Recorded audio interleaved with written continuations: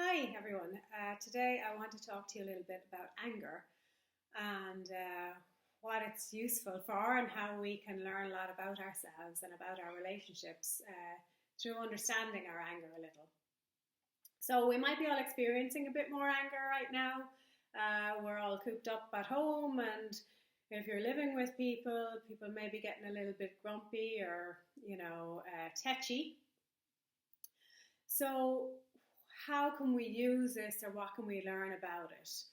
First of all, it's really important that we remember anger is a secondary emotion. And I posted a good infogram on this the other day. So there's always something behind the anger. And usually it's a vulnerability. It's something like fear, it's anxiety, it's overwhelm. It is something maybe like feeling embarrassed, feeling a little foolish, feeling put down, a sense that maybe you're not heard or not understood. So there's all these kind of things that can be going on. And then our anger comes out as a response. So the anger is secondary, and that's what's seen by the people around us, but it's not necessarily what happened first. And we have to really slow down in ourselves to notice what happened first, what's behind the anger.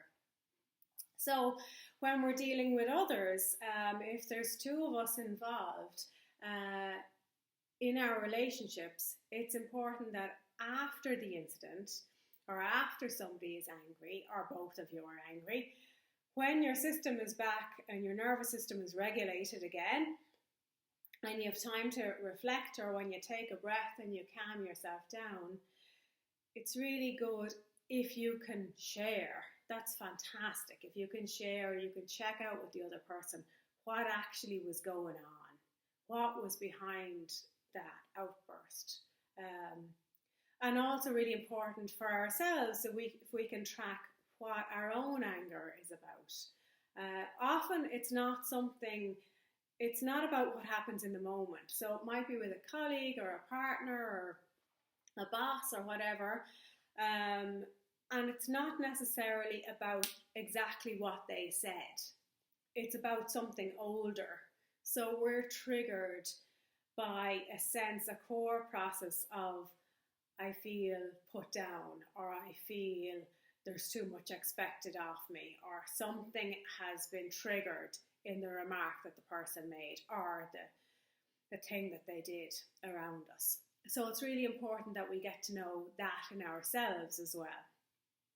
So anger isn't a bad thing. I mean, often it's a really healthy thing because it's important for us in terms of checking if there's a boundary breach, or we feel like we're being, invaded somehow. But it's also often better than us pushing down the anger and trying to hold things in. Sometimes it's actually useful for us to be angry.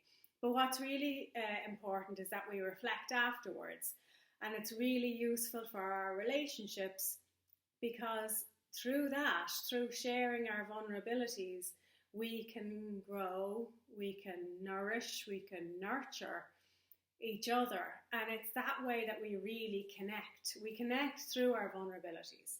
So it's risky. It's risky to try to share that vulnerability, but I'd really encourage you to try to do it. And as I say, from the regulated place where it's easy for us to manage to communicate when we're both regulated and online again. One other thing I'd say is if it's children or teenagers or whatever that are angry, remember they may not be able to reflect in the same way as you. So we're not perfect parents, but sometimes we need to remember who's the adult, and that's important too. And that we just try and sit back and remember there's something behind the anger. There's something more vulnerable behind the anger. So good luck in exploring that, and I wish you well. Slán go fóill.